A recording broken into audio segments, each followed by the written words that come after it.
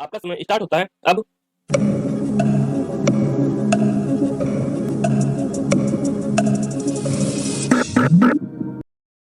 Hi everyone, this is Pavan and you are watching my YouTube channel टोर्शिया way to success.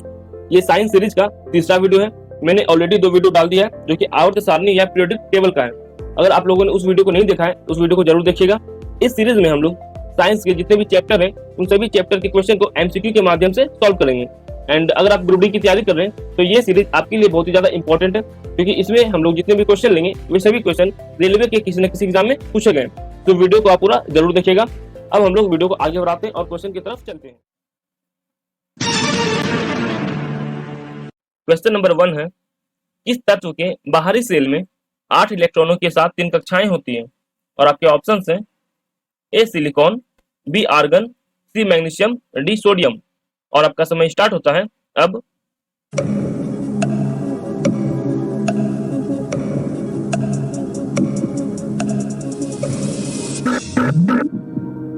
इस प्रश्न का सही आंसर है ऑप्शन नंबर बी आर्गन।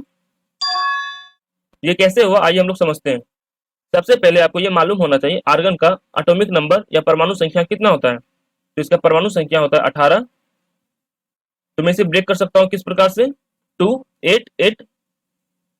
आगे मैं आपको बताऊंगा कि मैंने इसे कैसे ब्रेक किया है, या आप इसके पीछे वाला वीडियो देख सकते हैं जिसे मैंने बनाया। मैंने वहां आपको बताया है कि इसे आप कैसे ब्रेक कर सकते हैं। तो यहाँ हम लोग देख सकते हैं ये टोटल कितना कक्षा है, 1 2 और 3, और अंतिम सेल में कितना इलेक्ट्रॉन है, 8। और यही हमसे पूछा गया था। या आप इसे ऐसे भी समझ सकते हैं, किसी भी तत्व के बाहरी कक्षा में अगर 8 इलेक्ट्रॉन है इसका मतलब कि वो अक्रिय गैस है। और दिए गए ऑप्शन में एकमात्र अक्रिय गैस कौन सा है, आर्गन। अब हम लोग अगले क्वेश्चन की तरफ बढ़ते हैं।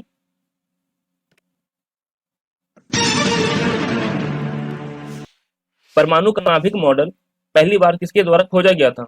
और आपके ऑप्शंस हैं A Niels Bohr, B J Thomson, C Rutherford, या डी गोल्डस्टीन। और आपका समय स्टार्ट होता है अब।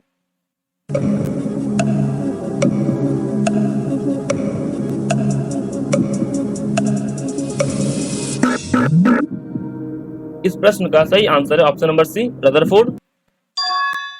रदरफोर्ड ने एक एक्सपेरिमेंट किया था जिसका नाम था अल्फा स्कैटरिंग एक्सपेरिमेंट, और इसी प्रयोग के द्वारा उन्होंने नाभिक के बारे में सबसे पहले पता लगाया।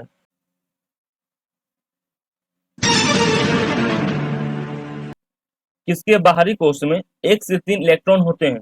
और आपके ऑप्शंस हैं ए धातु, बी अधातु, सी उपधातु, या डी नोबेल गैस। और आपका समय स्टार्ट होता है अब।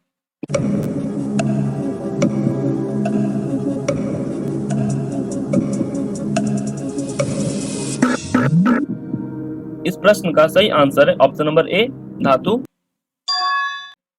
मैं आपको इसे अच्छे से समझा देता हूँ। तो मैं कुछ मेटल या धातु का एग्जांपल लेता हूँ। तो मैं लेता हूँ सोडियम। सोडियम का एटॉमिक नंबर होता है 11। तो हम लोग इसे कैसे ब्रेक करेंगे, 2 8 1 के रूप में। मैं आगे आपको बताऊंगा कि आप किस प्रकार से ब्रेक कर सकते हैं। तो ये है पहला सेल, पहला कक्षा, तो इसमें मैक्सिमम इलेक्ट्रॉन 2 रह सकता है। ये है दूसरा कक्षा, इसमें मैक्सिमम इलेक्ट्रॉन 8 रह सकता है। तो इस प्रकार से हमें 11 पुराना है। तो ये कैसे हो जाएगा, 2 8 1। तो यहाँ आप लोग देख सकते हैं इसके अंतिम कक्षा में कितना इलेक्ट्रॉन है, 1। इसी प्रकार से मैं एक और एग्जांपल लेता हूँ। तो मैं लेता हूँ मैग्नीशियम, इसका एटॉमिक नंबर होता है 12। तो हम लोग इसे कैसे ब्रेक कर सकते हैं, 2 8 2 के रूप में। तो यहाँ हम लोग देख सकते हैं इसके अंतिम कक्षा में कितना इलेक्ट्रॉन है, 2। इसी प्रकार से मैं एक और एग्जांपल लेता हूँ एल्युमिनियम, इसका एटॉमिक नंबर होता है 13। तो हम लोग इसे कैसे ब्रेक करेंगे, 2 8 3। तो यहाँ हम लोगों ने देखा अंतिम कक्षा में कितना इलेक्ट्रॉन है, 1 2 और 3।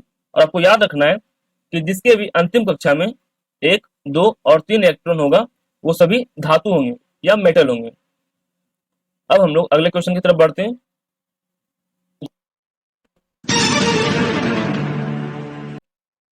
समान रासायनिक गुण वाले 2 तत्वों के लिए निम्नलिखित में से कौन सा विकल्प सही है? ये क्वेश्चन मैंने पिछले वीडियो से लिया है, तो मैं देखना चाहता हूँ कि आपको याद है या नहीं। तो आपके ऑप्शंस हैं, आप इसे पढ़ सकते हैं। और आपका समय स्टार्ट होता है अब।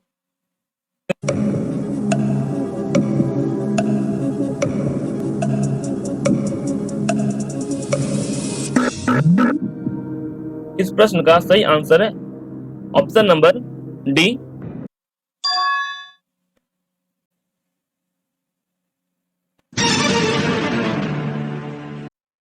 जिस परमाणु की बाहरी कक्षा में इलेक्ट्रॉनों की संख्या पूर्ण होती है उसकी संयोजकता कितनी होती है? और आपके ऑप्शन है A2, B3, C0, D1। और आपका समय स्टार्ट होता है अब।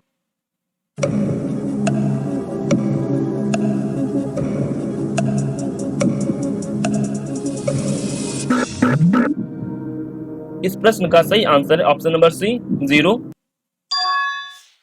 मैं आपको बता देता हूँ संयोजकता होता क्या है। इसके लिए मैं एक एग्जांपल लेता हूँ। तो मैं एग्जांपल लेता हूँ सोडियम का। तो सोडियम का परमाणु संख्या कितना होता है? 11। तो मैं इसे कैसे ब्रेक करूंगा? 2, 8 और 1 के रूप में। कोई भी एलिमेंट यही चाहता है कि उसके अंतिम कक्षा में कितना इलेक्ट्रॉन पूर्ण जाए? 8 इलेक्ट्रॉन पूर्ण जाए। और सोडियम क्या है? एक मेटल, एक धातु है। तो धातु का खासियत क्या होता है? वो इलेक्ट्रॉन को त्याग सकता है, लूज कर सकता है। और कितना इलेक्ट्रॉन लूज कर सकता है? 1, 2 या 3, इतना इलेक्ट्रॉन वो लूज कर सकता है। तो सोडियम क्या करेगा? एक इलेक्ट्रॉन किसी को दे देगा। जब ये दे देगा तो इसके अंतिम कक्षा में कितना पूर्ण जाएगा? 2 और 8। और इसने कितना इलेक्ट्रॉन दिया? एक इलेक्ट्रॉन दिया। और जब इलेक्ट्रॉन को लूज किया जाता है तो कैसा साइन आता है? +1। तो सोडियम का संयोजकता कितना हो गया? +1। और मैं एग्जांपल लेता हूं मैग्नीशियम का। तो मैग्नीशियम का कितना होता है? 12। तो हम लोग इसे कैसे ब्रेक करेंगे? 2, 8, 2। तो ये क्या करेगा? 2 इलेक्ट्रॉन को लूज कर देगा। तो लूज करने पर कैसा साइन आता है? प्लस का। तो इसका संयोजकता कितना हो जाएगा? +2। लेकिन यह सवाल में बोला गया है परमाणु का बाहरी कक्षा में इलेक्ट्रॉन का संख्या पूर्ण है। पूर्ण का मतलब उसमें ऑलरेडी 8 पूरा हुआ है। तो मैं एक एग्जांपल लेता हूं एक अक्रिय गैस का, नियोन। तो हम लोग इसे कैसे ब्रेक करेंगे? 2, 8। यहां देखिए इसके अंतिम कक्षा में ऑलरेडी 8 पूरा हुआ है। तो क्या ये इलेक्ट्रॉन को लूज या गेन करेगा? नहीं करेगा। मतलब कि इसका संयोजकता कितना हो जाएगा? 0। अब हम लोग अगले क्वेश्चन की तरफ बढ़ते हैं।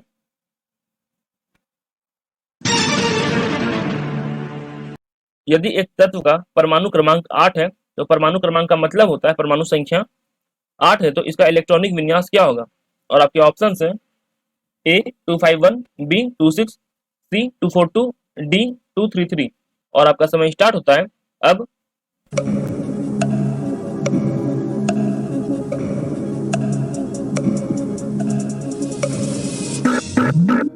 इस प्रश्न का सही आंसर है ऑप्शन नंबर बी, 26। मैंने आपको बताया था कि पहला कक्षा में अधिकतम कितना इलेक्ट्रॉन रह सकता है? 2। और दूसरा कक्षा में 8।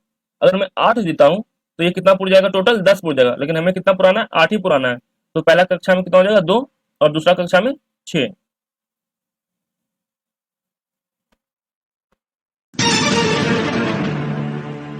निम्नलिखित में से कौन सा किसी धातु का इलेक्ट्रॉनिक विन्यास नहीं है?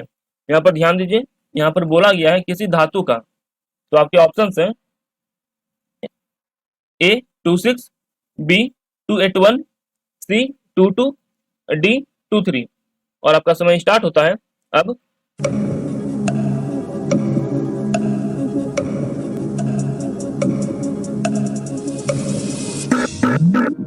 इस प्रश्न का सही आंसर है ऑप्शन नंबर ए। यहाँ पर बोला गया था किसी धातु का। तो धातु का अंतिम कक्षा में कितना इलेक्ट्रॉन रहता है? 1, 2 और 3।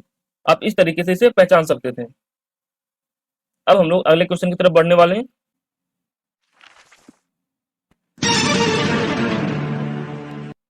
उन 3 तत्वों को नामित करें जिसके सबसे बाहरी शेल में केवल 1 इलेक्ट्रॉन होता है। और आपके ऑप्शन हैं, इसे आप देख सकते हैं। और आपका समय स्टार्ट होता है अब।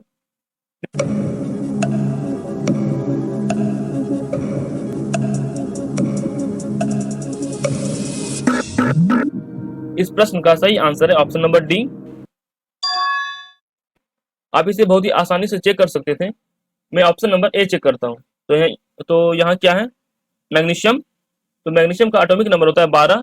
जब आप इसे ब्रेक करेंगे तो ये क्या होगा? 282। ये तो ऐसे ही एलिमिनेट हो गया।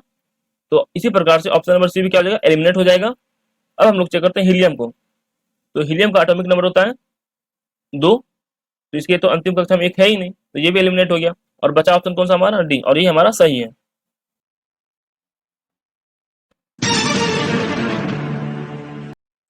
इस क्वेश्चन में हम लोगों से पूछा गया है किसी भी एटम के या परमाणु के किसी सेल में मैक्सिमम कितना इलेक्ट्रॉन रह सकता है। तो इसे निकालने के लिए हम लोग किस फॉर्मूला का यूज करते हैं। तो आपके ऑप्शन हैं ए 2n-1, बी 4n² सी 2n² या डी 2n+1। और आपका समय स्टार्ट होता है अब।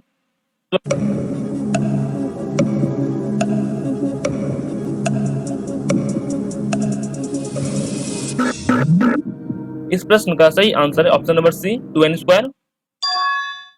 मैं आपको इसे समझा देता हूँ। यहाँ सवाल में बोला गया है क्वेश्चन में एक सेल में, तो सेल क्या होता है, तो एटम के अंदर 4 सेल होते हैं, के, एल, एम और एन। और इन सभी सेलों में इलेक्ट्रॉन रहता है। और कितना इलेक्ट्रॉन मैक्सिमम रह सकता है ये हम लोग किस फॉर्मूला से निकालते हैं, 2n² से। मैं आपको समझा देता हूँ।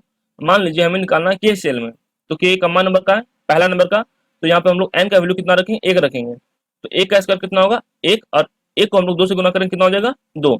मतलब कि के सेल में मैक्सिमम कितना इलेक्ट्रॉन रह सकता है 2। इसी प्रकार से हम लोग एल सेल में निकालते हैं।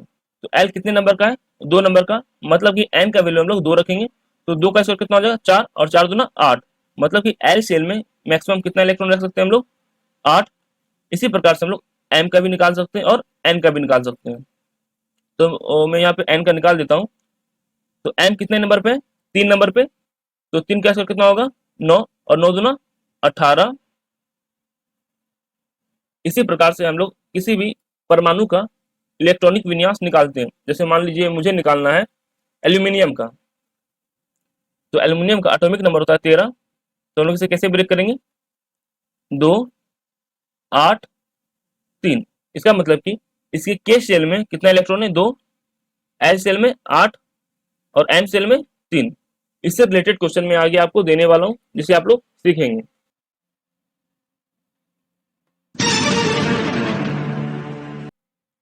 सबसे अधिक स्थिर या अक्रिय परमाणु के बाहरी कक्षा में इलेक्ट्रॉनों की संख्या कितनी होती है। मतलब कि हमसे यहाँ पूछा गया है जो इनर्ट गैस होता है, जो नोबेल गैस होता है, उसके बाहरी कक्षा में कितना इलेक्ट्रॉन होता है। इसे मैंने अभी आपको कुछ देर पहले ही बताया था। तो आपके ऑप्शन है A7, B8, C3, D5। और आपका समय स्टार्ट होता है अब।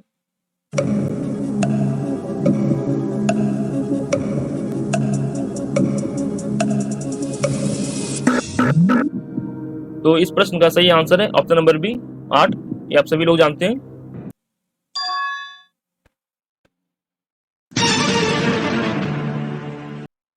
बोर के परमाणु मॉडल के अनुसार क्या होता है जब एक इलेक्ट्रॉन ऊर्जा के फोटोन को अवशोषित करता है। इसका मतलब कि जब इलेक्ट्रॉन एनर्जी एब्जॉर्ब करेगा तब क्या होगा। तो आपके ऑप्शन है ये, आप इसे देख सकते हैं। और आपका समय स्टार्ट होता है अब।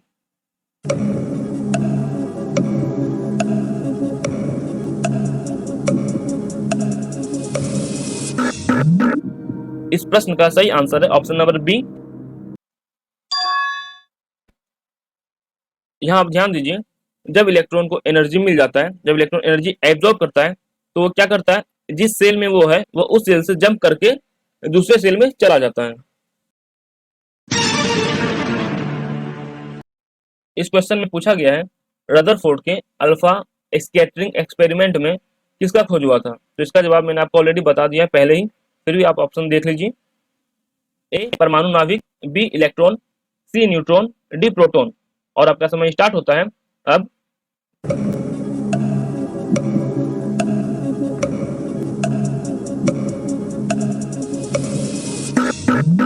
इस प्रश्न का सही आंसर ऑप्शन नंबर ए परमाणु नाभिक।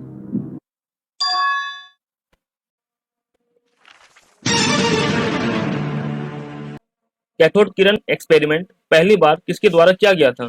और आपके ऑप्शन हैं A Goldstein, B Rutherford, C John Dalton, D J Thompson.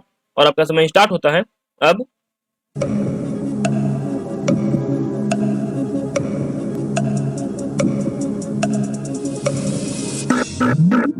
इस प्रश्न का सही आंसर है option number D J Thompson.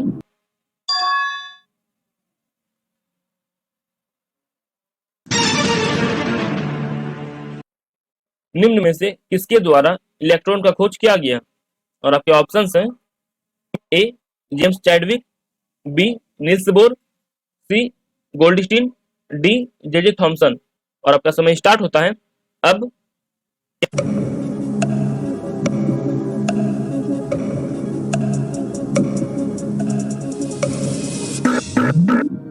इस प्रश्न का सही आंसर है option number D, J J Thompson.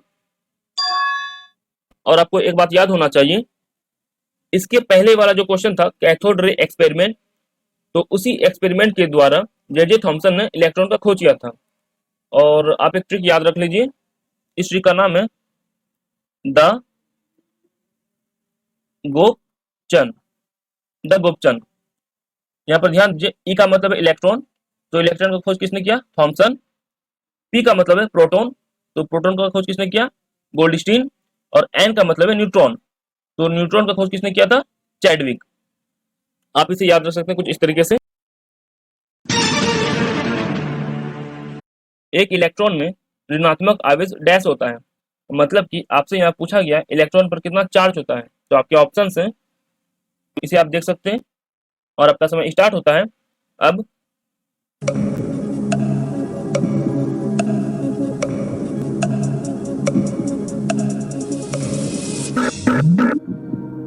इस प्रश्न का सही आंसर है ऑप्शन नंबर बी। यहाँ पर आप ध्यान दीजिए, हो सकता है आपको ऑप्शन में दिख जाए -1.6 इंटू 10⁻⁻19 कूलम, तो ये भी सही है क्योंकि इलेक्ट्रॉन पर कैसा चार्ज होता है? नेगेटिव। तो यहाँ पर हम लोगों ने क्या दे दिया? नेगेटिव दे दिया।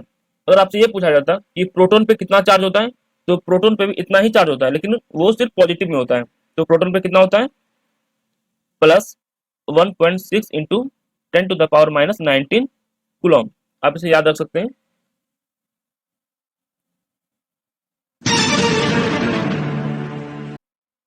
इलेक्ट्रॉन के समतुल्य प्रतिद्रव्य कणों को डैश कहा जाता है। तो प्रतिद्रव्य का मतलब होता है कि इलेक्ट्रॉन के जैसा ही मास होगा लेकिन अपोजिट होगा। अपोजिट कहने का मतलब है अगर इलेक्ट्रॉन नेगेटिव है तो वो पॉजिटिव होगा। तो आपके ऑप्शंस हैं ए न्यूट्रॉन, बी प्रोटॉन, सी पॉजिट्रॉन या डी एंटी इलेक्ट्रॉन। और आपका समय स्टार्ट होता है अब।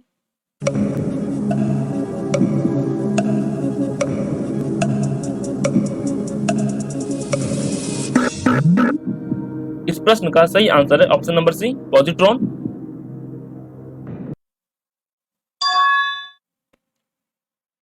आपको एक बात याद रखना है कि पॉजिट्रॉन का खोज किसने किया था? केडी एंडरसन ने। एंड इससे रिलेटेड जो इंपॉर्टेंट बातें हैं उसे मैंने यहाँ लिख दिया है। जब आप इसका पीडीएफ डाउनलोड करेंगे तो आप इसे पढ़ सकते हैं। अगर आप इसका पीडीएफ डाउनलोड करना चाहते हैं तो आप डिस्क्रिप्शन बॉक्स चेक कर लीजिएगा, मैंने वहाँ इसका लिंक दे दिया है। या इसके अलावा आप कमेंट बॉक्स भी चेक कर सकते हैं, मैंने वहाँ भी इसका लिंक दे दिया है। अगर आपको वीडियो पसंद आ रहा है या कुछ भी नया सीखने को मिल रहा है तो वीडियो को लाइक कीजिएगा और चैनल को सब्सक्राइब जरूर कीजिएगा। अब हम लोग अगले क्वेश्चन की तरफ बढ़ते हैं।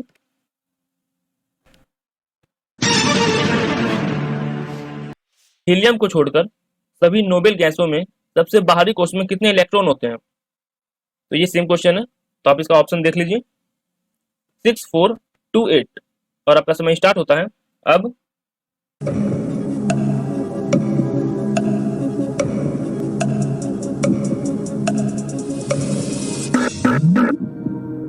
इस प्रश्न का सही आंसर है ऑप्शन नंबर डी, 8।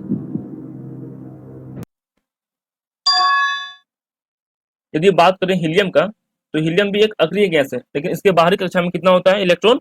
2।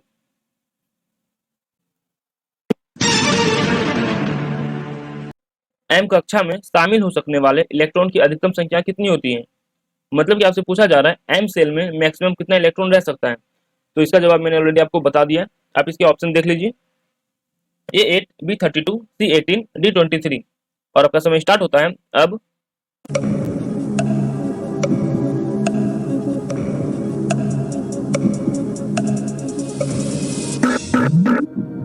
एंड इस प्रश्न का सही आंसर है ऑप्शन नंबर सी, 18। और हम लोग इसे कैसे निकाल सकते हैं मैंने ऑलरेडी आपको बता दिया है।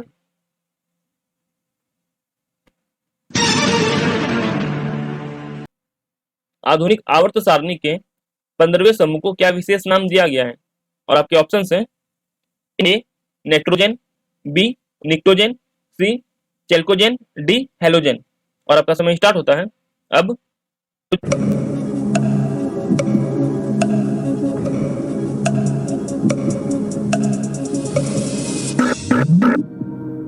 एंड इस प्रश्न का सही आंसर है ऑप्शन नंबर बी, निक्टोजेन। अगर मैं बात करूं ऑप्शन नंबर बी का, तो यहाँ बोला जा रहा है 15वें समूह का। तो 15वें समूह में कौन सा एलिमेंट आता है? नाइट्रोजन। और नाइट्रोजन फैमिली को ही कहा गया है निक्टोजन। अगर मैं बात करूं 16वें समूह को, तो इसमें कौन सा एलिमेंट आता है? ऑक्सीजन। और ऑक्सीजन फैमिली को कहा गया है चैल्कोजन। और मैं बात करूं 17वें समूह को, तो इसको कहा गया है हेलोजन।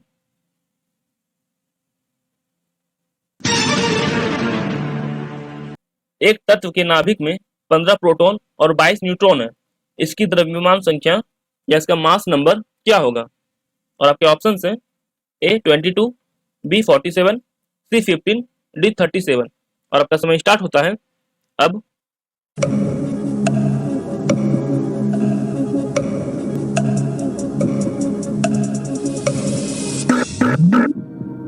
इस प्रश्न का सही आंसर है ऑप्शन नंबर डी 37।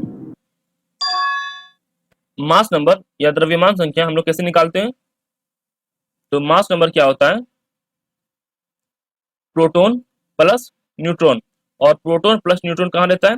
किसी भी एटम के नाभिक में। नाभिक कहाँ होता है? बिल्कुल एटम के बीचों बीच।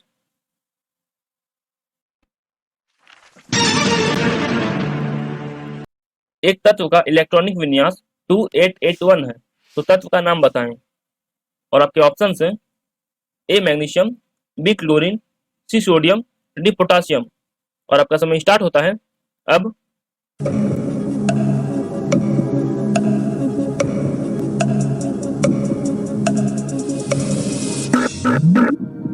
इस प्रश्न का सही answer option number D potassium. जब आप इसे ऐड करेंगे तो आपको कितना मिलेगा? 19। और 19 किसका एटॉमिक नंबर होता है? पोटासियम का।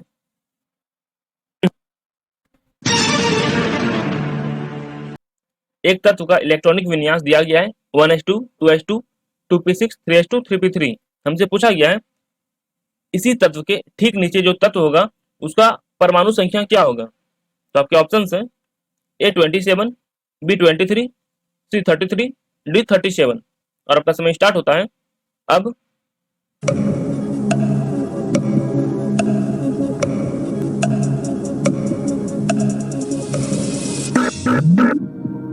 इस प्रश्न का सही आंसर है ऑप्शन नंबर सी 33। और ये कैसे आया और आप इसे कैसे कर सकते हैं मैं आपको बताता हूं। तो मैं आपको पीरियोडिक टेबल दिखा देता हूं। मैंने आपको आवर्त सारणी के पहले वाले वीडियोज में बताया था कि इस पहले आवर्त में कितने एलिमेंट हैं? 2। आप इसे काउंट कर सकते हैं। ये है फर्स्ट और ये है सेकंड। इसी प्रकार से दूसरे आवर्त में कितना है? 8। तीसरे आवर्त में भी कितना है? 8। चौथे आवर्त में 18। पांचवें आवर्त में 18। इसी प्रकार से मैंने आपको बताया है। और हमसे सवाल में पूछा गया है क्वेश्चन में, आप इसे काउंट कर लीजिए। 2, 2, 6, 2 और 3। जब हम लोग इसे ऐड करेंगे तो हमें कितना मिलेगा? 15। मतलब कि ये किसका एटॉमिक नंबर दिया गया है? फास्फोरस का। ये हम लोग देख सकते हैं, ये फास्फोरस 15। और हम जब नीचे आएंगे तो हमें कितना ऐड करना पड़ेगा नीचे आने के लिए? 18। तो जब हम लोग 15 में 18 ऐड करेंगे तो हमें कितना प्राप्त होगा? 33। अगर आपको नीचे आना है, अगर आपसे पूछा जाता कि 33 किसी एटम का एटॉमिक नंबर है और उसके नीचे जो एटम है उसका एटॉमिक नंबर कितना होगा, तो आपको क्या करना पड़ेगा? नीचे आने के लिए यहाँ देखिए 18 ऐड करना पड़ेगा। तो 33 में 18 ऐड करेंगे तो हमें कितना प्राप्त होगा? 51। इसी प्रकार से आप और भी निकाल सकते हैं। अब हम लोग अगले क्वेश्चन की तरफ बढ़ते हैं।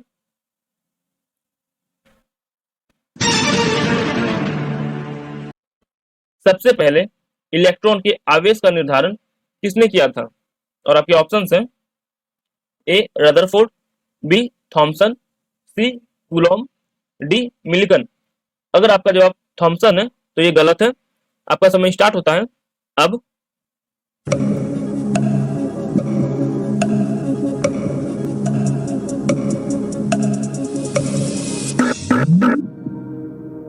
इस प्रश्न का सही आंसर है ऑप्शन नंबर डी।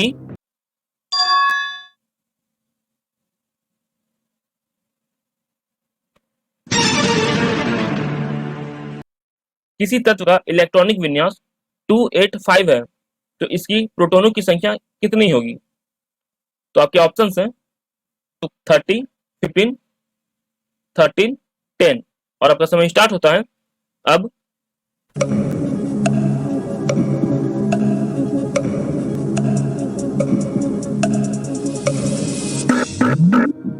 इस प्रश्न का सही आंसर है ऑप्शन नंबर बी 15। एंड आपको ध्यान क्या रखना है, किसी भी एटम में जितना इलेक्ट्रॉन होता है उतना ही प्रोटॉन होता है। तो यहाँ देखिए इलेक्ट्रॉन कितना है 2 + 8 + 5 15, तो प्रोटॉन में कितना हो जाएगा 15।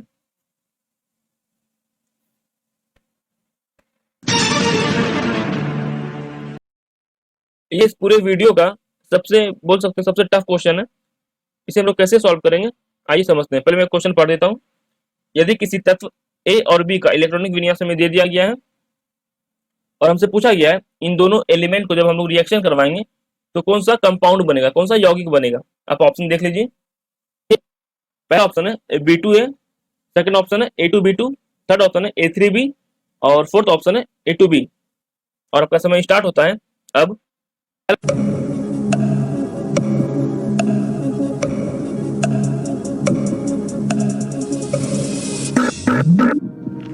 इस प्रश्न का सही आंसर है ऑप्शन नंबर डी A2B।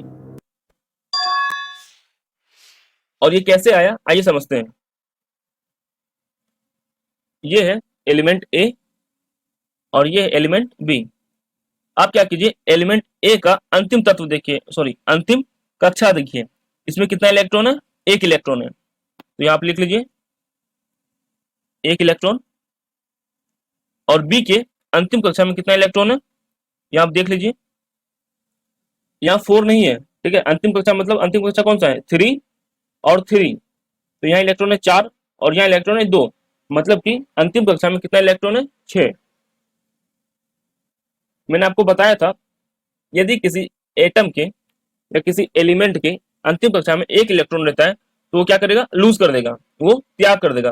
तो त्यागने पर इस पे कैसा चार्ज आ जाएगा, पॉजिटिव।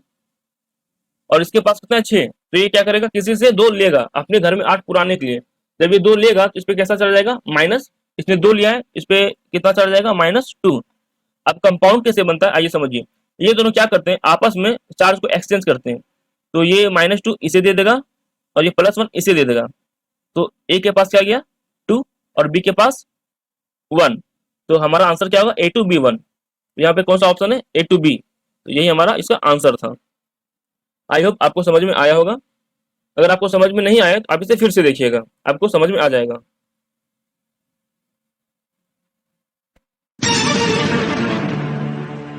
एक तत्व का इलेक्ट्रॉनिक विन्यास 287 है, तो इसका संयोजकता कितना होगा। तो ये सेम क्वेश्चन है, मैंने इसके पहले ही बता दिया है।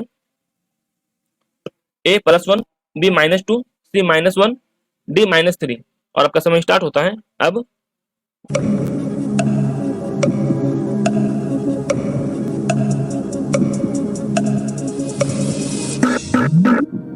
इस प्रश्न का सही आंसर है ऑप्शन नंबर सी -1।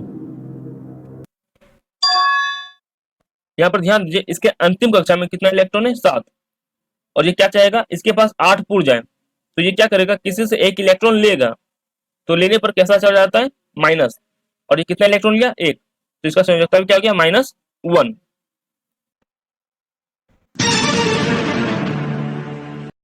और धातुओं में आमतौर पर सबसे बाहरी कक्षा में कितने इलेक्ट्रॉन होते हैं, और आपके ऑप्शन है A 1 2 3, B 5 6 7 8, C 8 9 10, D none. ये क्वेश्चन मैंने आपको ऑलरेडी करा दिया है एंड देखते हैं आपको इसका जवाब आता है कि नहीं आता है। और आपका समय स्टार्ट होता है अब।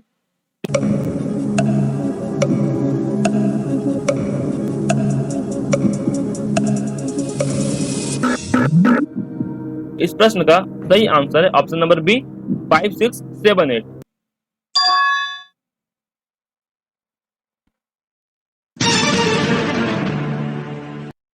किस तत्व में बाह्यतम कक्षा पूरी तरीके से भरी होती है, मतलब कि आपसे पूछा गया है कौन सा ऐसा एलिमेंट है जिसके लास्ट में 8 इलेक्ट्रॉन कंप्लीट है। और आपके ऑप्शन है A sodium, B sulphur, C scandium, D xenon और आपका समय स्टार्ट होता है अब।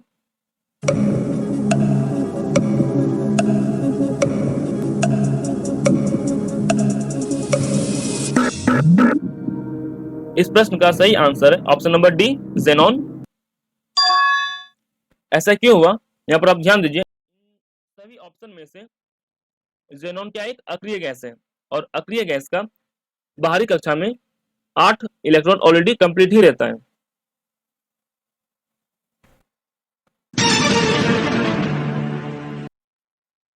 इस क्वेश्चन की आप लैंग्वेज को देखिए, क्या पूछा गया, ऊर्जा के चौथे स्तर में समायोजित किए जा सकने वाले इलेक्ट्रॉन की अधिकतम संख्या क्या है। मतलब कि आपसे यहाँ पूछा जा रहा है एन सेल में, मैं यहाँ लिख देता हूँ, एन सेल में मैक्सिमम कितना इलेक्ट्रॉन रह सकता है, और आपके ऑप्शन है A8, B2, C32, D18, और आपका समय स्टार्ट होता है अब।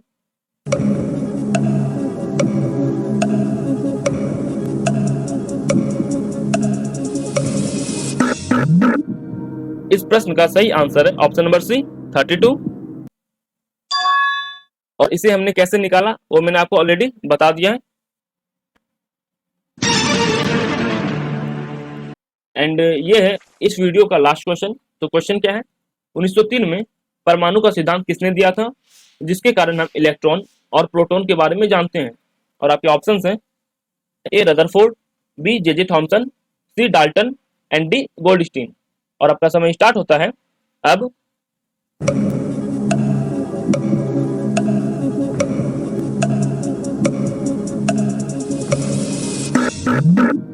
इस प्रश्न का सही आंसर है option number B, J Thompson.